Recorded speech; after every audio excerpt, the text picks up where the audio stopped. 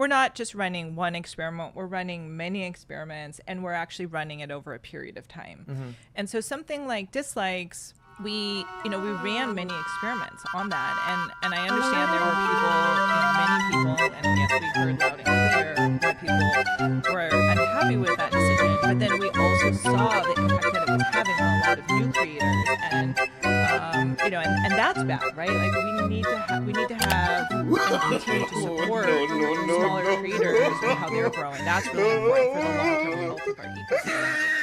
And so This year is going to be absolutely wild on YouTube. Now, if you just consume sports highlights or comedy podcasts or video game content, I suspect your day-to-day isn't going to get super interrupted.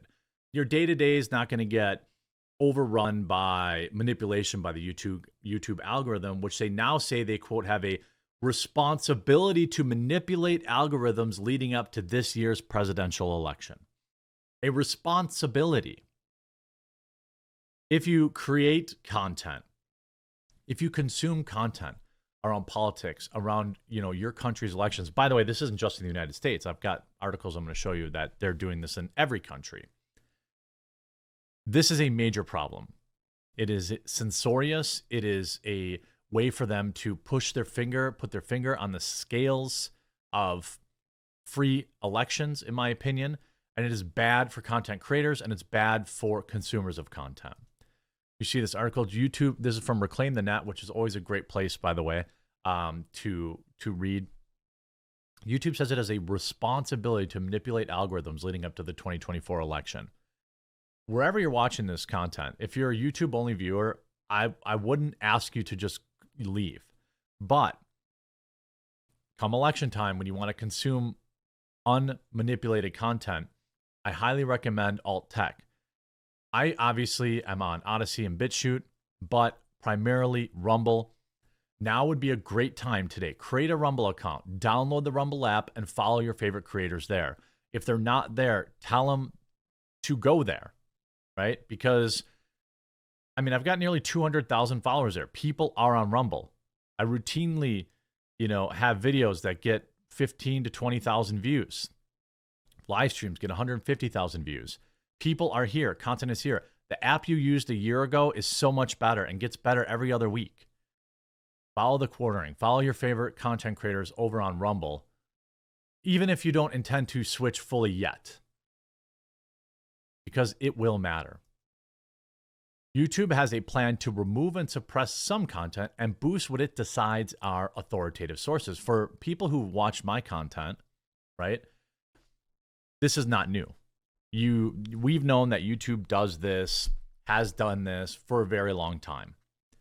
However, here we go, another election cycle, right? 2016, alt tech was weak. There was a few options. 2020, alt tech, new tech was getting better, but still buggy as heck, right? 2024, there's no excuse. Rumble works great. There are a few things you might not like. Most of the times, I hear people say, well, they don't have this or they don't have that, and they've had it for months. Well, they don't have playlists. They have that. I don't have watch history. They have that. Their app didn't work on this, didn't work on that. It's been fixed. I can't watch videos minimized in the app, which, by the way, YouTube charges for. Rumble doesn't.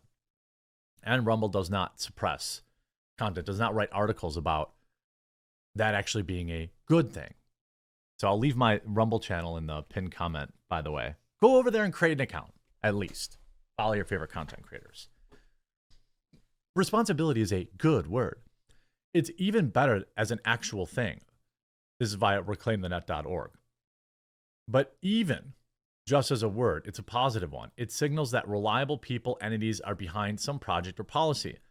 So no wonder then that the thoroughly disgraced Google and YouTube, as far as censorship and biased political approach, are trying to use the word responsibility as a narrative fig leaf to cover what a giant platform is actually up to and has been up to for a very long time. Enter YouTube's newest chief product officer, Joanna Vulik. What are the priorities here? It can be summed up as 4 R's and 1 C, namely YouTube's remove, raise, reward, reduce content approach, as per a blog post published by YouTube itself. And the C would be speculative for censorship, which is what these supposedly fair and uplifting actions in reality end up achieving. Have you noticed that most people who speak against the narrative, their channels aren't really growing that much anymore? You know, they're growing small here and there. You know, wherever you're watching, make sure you're subscribing to the content creators that you watch. It matters. Make sure you're following them. It matters. It's so hard to reach people. So it says, it continues, if you thought any of this could be achieved by YouTube without boosting authoritative content, think again. This is still a solid pledge regurgitated by Vulich. And if you thought somebody would finally come out and clearly spell out, and according to whose definition content gets to be dubbed authoritative or otherwise, don't hold your breath. Well, we all know what YouTube says is authoritative. CNN, MSNBC. It always has promoted that content. I see CNN videos at the top of almost every single news-related search that I do, and they have hardly any views, meaning people are scrolling right past them to try and find content creators that they trust or that they enjoy, and YouTube continues to put that garbage at the top of the algorithm. The sum total is that YouTube has a new product manager, but nothing has changed. Certainly not in this year of an election. And while Vulich had made perfunctory references to creators benefiting from new features and even being heard via feedback, he also learned that that's convenient is AI isn't advertised as a tool to empower creativity. Otherwise, AI is denounced as the scourge of democracy itself. When that's said, there is an overarching issue of YouTube's responsibility to do what, you might wonder? Give its users, creators the best tools and opportunities, or act as a proxy campaigner for certain political and ideological option in the United States, but also elsewhere in the world, which is really what it is. YouTube's self-professed 4 hours of responsibility may or may not provide some insight into what the answer of this serious question might be. Remove content that violates our policy as quickly as possible. Raise up authoritative voices when people are looking for breaking news and information. Well, what is an authoritative voice? We don't know. The only authoritative voice that, I can speculate they're talking about is mainstream news, which almost all of it has pushed knowingly or now debunked information bigly in the past 7 years. Remember, if you get the jab, you won't get sick. Every major news outlet basically said that. Fox News forced it on their employees. Reward trusted and eligible creators and artists. Essentially, we're going to reward CNN, MSNBC, Fox News with impressions and therefore advertising rates and advertising revenue. If you talk to any independent content creator, ad revenue for creators has plummeted. It's about half of what it was last year for me. It creates a lot of stress and strain and a lot of incentive to stop speaking out against things. Reduce the speed of content that brushes up against our policy. So what they're saying is even if it's within the policy lines, we're going to shadow ban it. That's what they're saying. Even if it's if it's right up against our policy line. So if it isn't, another way to say that is if it doesn't violate our policies, which is what the real answer is, right? If it doesn't violate our policies, we're still going to shadow ban it. And that right there is a solid foundation for the continued effective C, censorship. You see a lot of people in the replies. At this point, though, who's going to YouTube for anything other than game reviews and cat videos and shredder vids? I don't know what shredder vids are. Another good reason to use Rumble. YouTube is blatant censorship. This is what I'm saying. Like, most of your content creators are going to be on a place like Rumble. I have 198,000 people. Download the app, follow the quartering, download the app, follow your favorite content creators, and start using it here and there. Because this stuff doesn't change until people leave the platform, until people say enough is enough. And this isn't just in America, by the way. YouTube to step up measures to tackle quote-unquote fake news ahead of 2024 general election in India. This is also something that they've done in many other countries. Here's an article from today. The YouTube algorithm actually isn't radicalizing people, while user choice matters on social media. So the mainstream narrative out there about the YouTube algorithm is it needs to be controlled. it needs to be something that gets controlled, manipulated, in particular in the way the government wants and in the way that the mainstream media wants. And of course, it just so happens that the mainstream media, part of what they want is for their stories to be front and center. About 25% of Americans get their news on YouTube. That's a huge number. Why do you think they want to control it?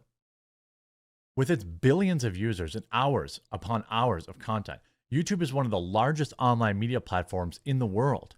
In recent years, there have been a popular narrative in the media that YouTube's from highly partisan conspiracy theory-driven YouTube channels radicalize young Americans, and that's YouTube's recommendations algorithm leads users down a path of an increasingly radical content.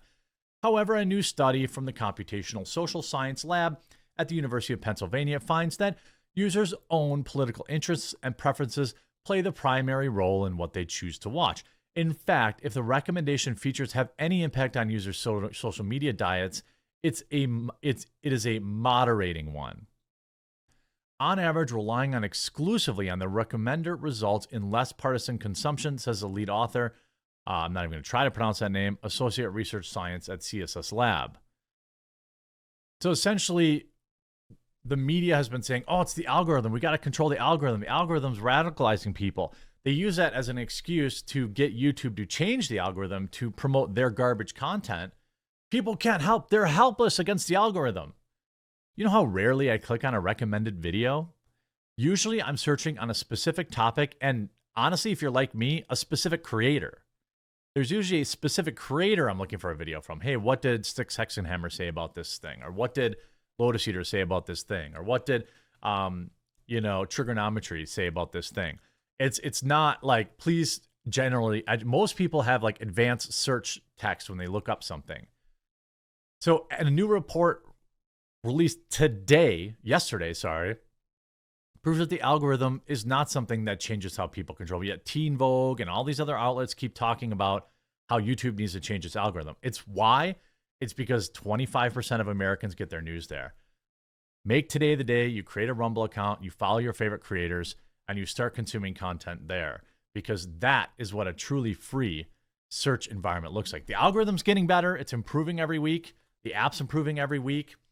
Sometimes there's bumps in the road, but wouldn't you rather get served content that isn't controlled by big tech? Hope you enjoyed this video. If you did, make sure you leave a like on it, and we'll talk to you again real soon.